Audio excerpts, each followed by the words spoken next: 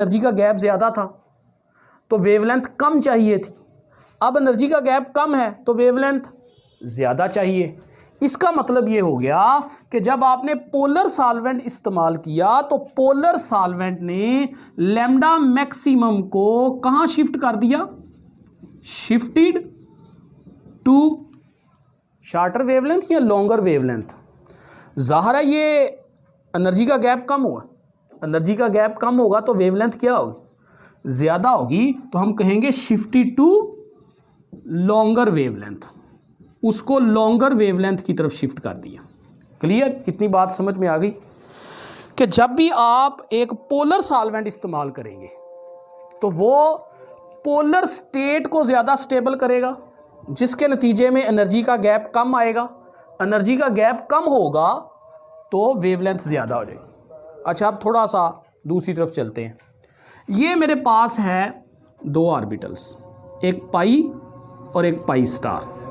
अच्छा, ये जो पाई स्टार हैं, पाई स्टार मैंने अभी थोड़ी देर पहले भी गुजारिश की, ये लेस पोलर है और ये मोर पोलर है।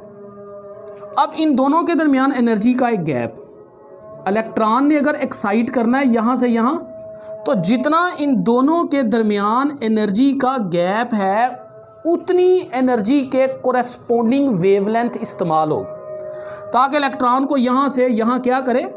ट्रांजिशन दे, एक्साइट करे उसको। अच्छा, अगर मैं सॉल्वेंट यूज़ कर लेता हूँ नॉन पोलर सॉल्वेंट, कौन सा? नॉन पोलर सॉल्वेंट इस्तेमाल कर लेता हूँ। अब अगर नॉन पोलर सॉल्वेंट इस्तेमाल करें, अभी पोलर सॉल्वेंट के बाद मैंने जैसे अर्ज़ किया कि नॉन पोलर सॉल्वेंट यूज़ करेंगे तो नॉन पोलर सॉल्वेंट किस स्टेट को ज़्यादा स्टेबलाइज करेगा?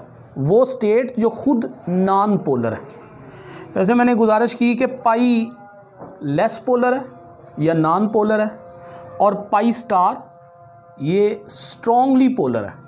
तो जब आपने पोलर सॉल्वेंट इस्तेमाल किया तो उसने पाई स्टार को स्टेबलाइज किया, ये देखें।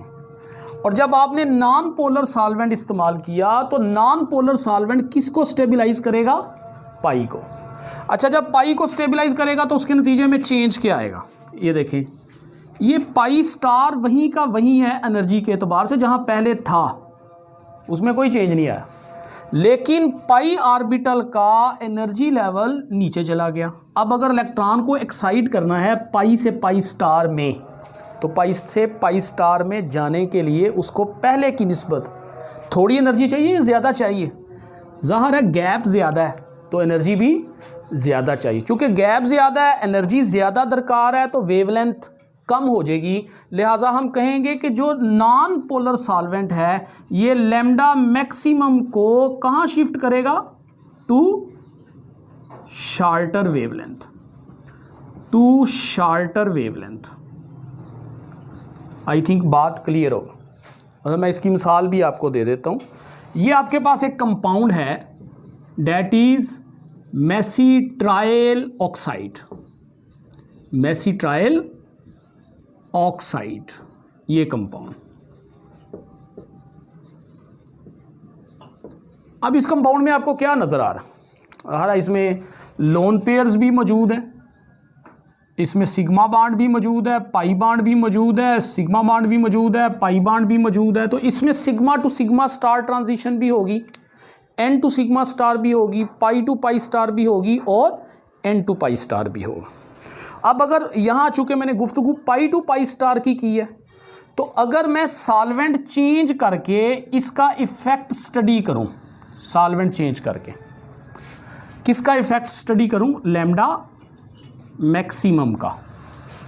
कौन सी लैम्डा मैक्सिमम? जो पाई टू पाई स्टार के लिए। अच्छा, इसके बाद हम लोग लैम्डा मैक्सिमम में चेंज स्टडी करेंगे, साथ ही एन टू पाई स्टार का भी, चूँकि इसमें एन ऑर्बिटल भी मौजूद। एन पर मैं अभी गुफ्तगू करता हूँ, पहले पाई को समझ लें। अगर मैं सॉल्वेंट इस्तेमाल करूँ वाटर, या इस्तेमाल करूँ कौन सा सॉल्वेंट? हेक्सेन। अब हेक्सेन एक नॉन पोलर सॉल्वेंट है और वाटर एक पोलर सॉल्वेंट है। अभी मैंने गुजारिश की कि पोलर सॉल्वेंट क्या करेगा? वो पोलर स्टेट को स्टेबल करेगा, जब पोलर स्टेट को स्टेबल करेगा तो एनर्जी का गैप कम हो जाएगा। एनर्जी का गैप कम होगा तो हमें थोड़ी एनर्जी दरकार है इलेक्ट्रॉन को एक्साइट करने के लिए।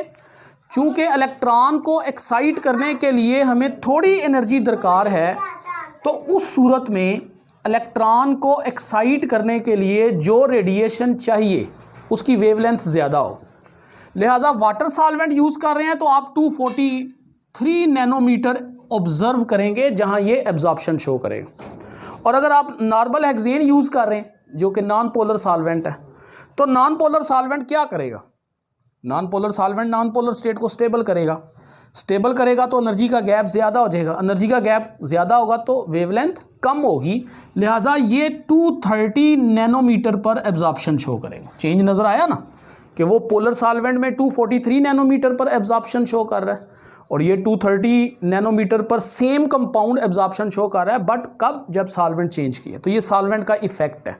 अच्छा, ये सॉल्वेंट का इफेक्ट सिर्फ यहाँ तक नहीं होता कि आप इसको सिर्फ फोकस कर लें कि पाई टू पाई स्टार ट्रांजिशन में होता है, हर चीज़ में होता है। मसलन अगर आप pi to pi star transition की बात नहीं कर रहे, आप n to pi star transition की बात कर रहे हैं, तो एक बात बड़े गौर से जहन में रखिएगा।